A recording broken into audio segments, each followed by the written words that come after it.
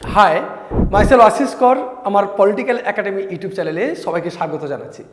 বিশেষ করে যারা কলকাতা ইউনিভার্সিটিতে তোমরা পড়ছো, যারা সিক্স সেমিস্টারে এবছর নতুন যারা সিক্স সেমিস্টার 2025, আমরাই পলিটিক্যাল একাডেমি একমাত্র রাষ্ট্রবিজ্ঞানের একমাত্র চ্যানেল যেখানে সর্বপ্রথম তোমাদের জন্য সাজেশান নিয়ে চলে আসি।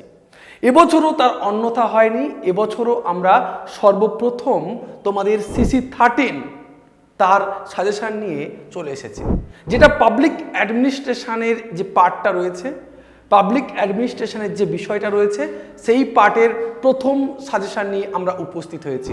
এখনো পর্যন্ত হয়তো বিভিন্ন কলেজে ঠিকঠাক মতো ক্লাসই শুরু হয়নি, কিন্তু আমরা পলিটিক্যাল একাডেমি থেকে তোমাদের ইউটিউবে একদম ধরে ধরে ক্লাস করা শুরু করে দিয়েছি।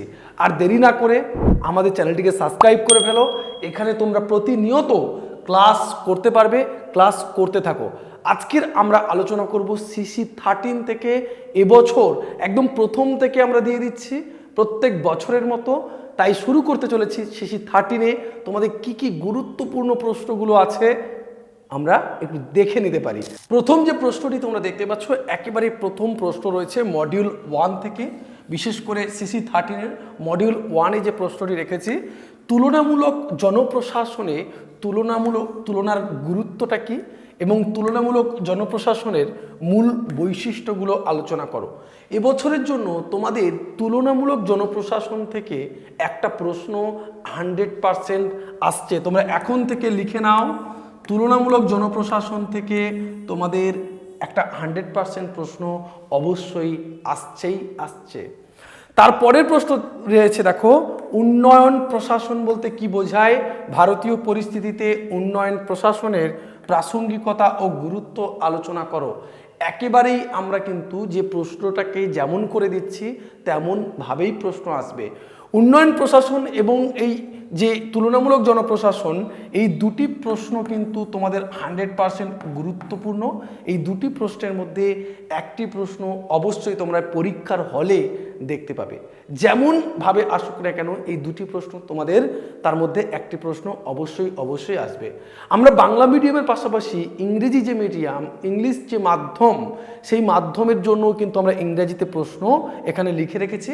যারা ইংরেজি মাধ্যমের স্টুডেন্ট তারাও দেখে নিতে পারে তাদের ইংরাজিতে। আমরা আরেকটি কথা তোমাদের বলে দিই, আমাদের এই পেপারের সমস্ত পেপারের নোটসপত্র থেকে শুরু করে আমাদের কোচিং ক্লাস পলিটিক্যাল একাডেমিতে শুরু হয়ে গেছে। যারা এখনো পর্যন্ত আমাদের কাছে পেইড ব্যাচ নাওনি, তোমরা অবশ্যই যোগাযোগ করতে পারবে স্ক্রিনে দেওয়া নাম্বারে 8620063339। সরাসরি আমাকে তোমরা পাবে। অবশ্যই জয়েন করো আমাদের পেইড ক্লাসরুমে। তোমরা অবশ্যই অনেক সুবিধা পাবে। সমস্ত নোটসপত্র A++, তাই তোমরা অবশ্যই যোগাযোগ করো। 3 নম্বরে যে প্রশ্নটি রয়েছে, দেখো 3 নম্বরে যে প্রশ্নটি দিয়েছি, জনপ্রশাসনের উপর উদারীকরণ ও বেসরকারীকরণের মূল প্রভাবগুলি আলোচনা করো। এটা কিন্তু খুব গুরুত্বপূর্ণ প্রশ্ন এবছরের জন্য। তার পাশাপাশি রয়েছে জনপ্রশাসনের প্রকৃতি ও পরিধি সংক্ষেপে আলোচনা করো। জনপ্রশাসনের প্রকৃতি এবং পরিধি সংক্ষেপে আলোচনা করো। পরের প্রশ্নটা কি রয়েছে? পরের প্রশ্ন রয়েছে জনপ্রশাসনের বিবর্তনটি সংক্ষেপে আলোচনা করো। তোমাদের একটা কথা বলে দিই, জনপ্রশাসনের বিবর্তনটা আমাদের এইগুলো কিন্তু এই প্রশ্নের সমস্ত উত্তর নিয়ে আমরা আলোচনা করছি আমাদের ইউটিউব চ্যানেলে। জনপ্রশাসনের যে বিবর্তন, এটা খুব সুন্দর করে আমি আলোচনা করেছি, তোমরা একটু দেখে নিতে পারো, চ্যানেলেই রয়েছে। জনপ্রশাসনের বিবর্তন পড়লে কিন্তু এখান থেকে তোমাদের 5 নম্বরে প্রশ্ন আসার অনেক চান্স রয়েছে, বা 15 নম্বরে, যাই আসুক না কেন তোমরা করতে পারবে। বিবর্তনটা যদি তোমরা 15 নম্বরের জন্য বড় করে পড়ে রাখো, তাহলে কিন্তু তোমাদের 10-এর জন্য যে প্রশ্নটা এসে থাকে সেটার উত্তর তোমরা করতে পারবে।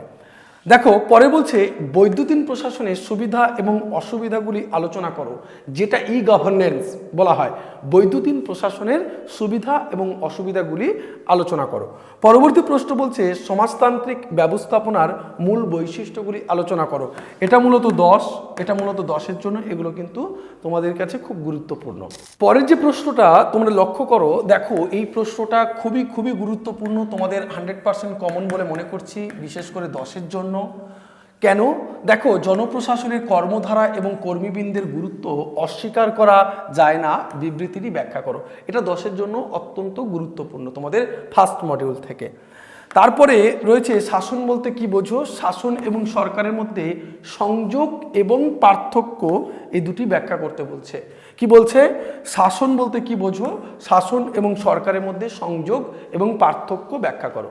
এগুলো কিন্তু তোমাদের অত্যন্ত গুরুত্বপূর্ণ প্রশ্ন।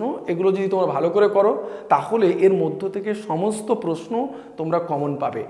আর এই প্রশ্নের উত্তরপত্র পেতে অবশ্যই আমাদের ফোন করতে হবে 86200639।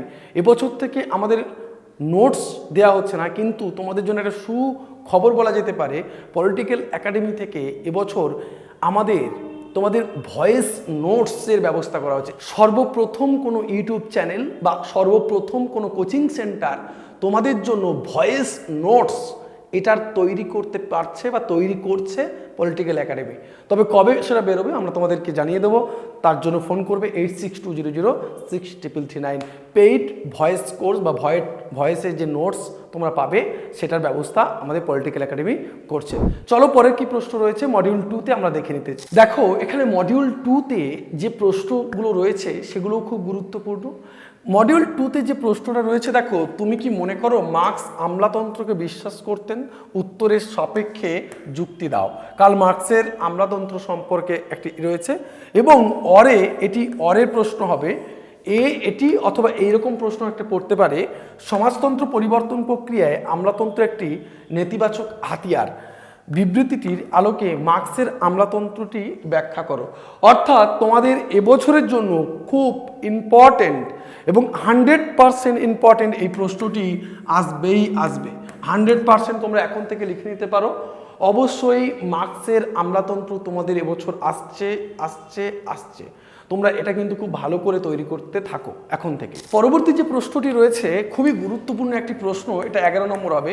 খুব গুরুত্বপূর্ণ প্রশ্ন, জননীতির গুরুত্ব কি, জননীতির বাস্তবায়ন কিভাবে সম্ভব হয়, এটাও তোমাদের আমি 100% দিয়ে দিচ্ছি। এটাও খুব গুরুত্বপূর্ণ প্রশ্ন, জননীতির বাস্তবায়ন কিভাবে হয়, এটাও কিন্তু খুব গুরুত্বপূর্ণ প্রশ্ন। পরের যে প্রশ্নটি দিয়েছি, সিদ্ধান্ত গ্রহণ বলতে কি বোঝায়, প্রশাসনের সিদ্ধান্ত গ্রহণ অপরিহার্য যুক্তিসহ ব্যাখ্যা করো। এটাও কিন্তু খুব ভেরি ইম্পর্টেন্ট একটি প্রশ্ন। এটা কিন্তু তোমাদের 100% আসার চান্স রয়েছে। দেখো জননীতির উপরে একটা আগে প্রশ্ন দেখলে এবং দ্বিতীয় আরেকটি প্রশ্ন দিচ্ছে, জননীতির অনুসন্ধানে জনপ্রশাসনের শক্তি নিহিত বিবৃতিটি ব্যাখ্যা করো। এই দুটো প্রশ্নের মধ্যে একটা প্রশ্ন অবশ্যই তোমরা পরীক্ষার খাতায় দেখতে হবে। এই দুটো প্রশ্ন তাহলে পড়লে একটা তোমরা দেখতে হবে। সিদ্ধান্ত গ্রহণ প্রক্রিয়ায় যোগাযোগ ও নিয়ন্ত্রণ কেন গুরুত্বপূর্ণ তা উদাহরণসহ ব্যাখ্যা করো। এই দুটো প্রশ্ন সিদ্ধান্ত গ্রহণ থেকে অবশ্যই প্রশ্ন আসছে এবং এই জননীতির যে অনুসন্ধান, জননীতির যে পার্টটা থেকে এখান থেকে একটা প্রশ্ন আসছে। তাহলে ওখান থেকে দুটো প্রশ্নের মধ্যে একটা প্রশ্ন আসবে, এই দুটো প্রশ্নের মধ্যে একটা প্রশ্ন আসবে।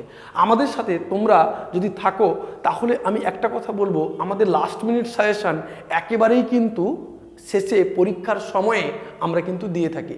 লাস্ট মিনিট সাজেশন পেতে আমাদের চ্যানেলকে সাবস্ক্রাইব করতে হবে, আমাদের চ্যানেলের সাথে থাকতে হবে এবং তোমাদের যাবতীয় ভিডিওগুলো আমরা তৈরি করছি সেগুলোকে তোমরা দেখতে থাকো। তোমাদের আরেকটি প্রশ্ন তোমাদের দিয়ে রেখেছি, এটি তোমরা দেখে রাখতে পারো।